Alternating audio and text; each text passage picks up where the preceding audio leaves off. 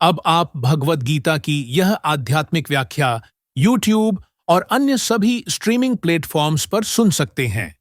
Link description में उपलब्ध है।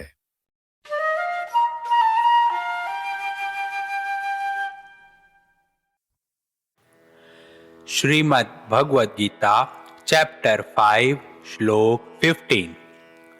नादत्ते कस्यचित् पापं न चैवं सुकृतं विभु अज्ञानेनावृतं ज्ञानं नेन मुहन्ति जन्तव।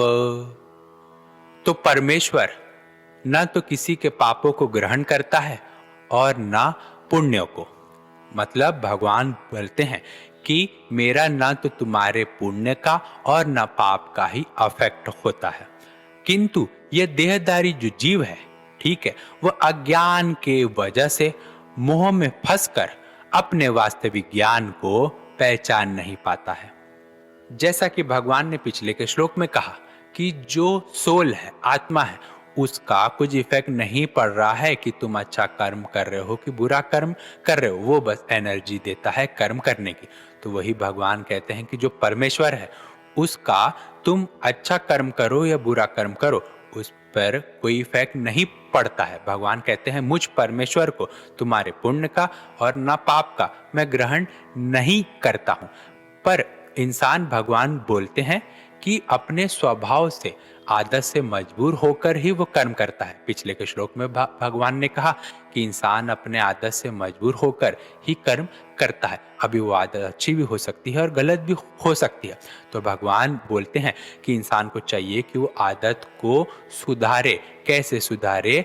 ज्ञान से। भगवान ने यहाँ पे कहा है कि इंसान मोह में फंस गया है, जिसकी वजह से वो अपने वास्तविक ज्ञान को पहचान नहीं पा रहा है। इंसान जो है वो बाय डिफॉल्ट स्वभाव से ही ज्ञानी है, बट वो इतना मोह में फंस चुका है, इतना अज्ञानता, इतनी फालतू की चीजें अपने अंदर ले ली है, जिसकी वजह से उसका अच्छा ज्ञान ढक गया है। तो वही उसका स्वभाव बन गया है। तो भगवान कहते हैं कि उस स्वभाव को सुधारने की जरूरत है। स्वभाव सुधरेगा ज्ञान हासिल करके। ये पहले के श्लोकों में भी मैंने कहा है, चैप्टर 4 में भी भगवान ने कहा है कि जब भी कंफ्यूजन हो मन में तो उसको ज्ञान रूपी शस्त्र से काट डालो। चैप्टर 4 श्लोक 42। ठीक है, तो वही है कि भगवान बोलते हैं यहाँ पे कि मुझ परमेश्वर को न तुम्हारे पुण्य का और न पाप का मैं ग्रहण करता हूँ, क्योंकि ये जो देहधारी इंसान है वो अपने अज्ञानता के कारण मोह में फंसकर वो अपने वास्तविक ज्ञान को पहचान नहीं पा रहा है। तो इंसान को चाहिए कि वो उस ज्ञान को पहचाने, ठीक है, अपना स्वभाव चेंज करे।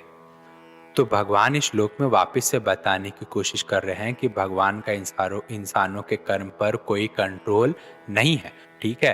क्योंकि अगर ऐसा होता तो भगवान को जो इंसान अच्छा लगता है उसका भगवान अच्छा अच्छा करते, और जो भगवान को पसंद है नहीं उसके साथ भगवान बुरा बुरा करते। नहीं, ऐसा नहीं। क्योंकि ऐसा करते तो भगवान को हर चीजें देखनी पड़ती, मॉनिटर करनी पड़ती, कंट्रोल करनी पड़ती, तो इस दुनिया बनाने का फायदा ही नहीं कुछ होता। इसके लिए भगवान ने सिर्फ कर्म का विधान बना दिया है कि जो जैसा कर्म करेगा उसको वैसा ही फल मिलेगा। पर इंसान अपने स्वभाव को ऐसा बना दिया है कि वो ज्ञान हासिल करना तो छोड़ दिया है, इतना अज्ञानता हासिल कर लिया है कि वही उसका स्वभाव बन गया है। अज्ञानी का उसका स्वभाव बन गया है, जिसके वजह से उसका जो वास्तविक, जो बाय डिफॉल्ट जो नेचर था अच्छाई का, वो छुप गया है, जिसके वजह से वो गलत राह पर है। तो वही भगवान इस श्लोक में बताते हैं।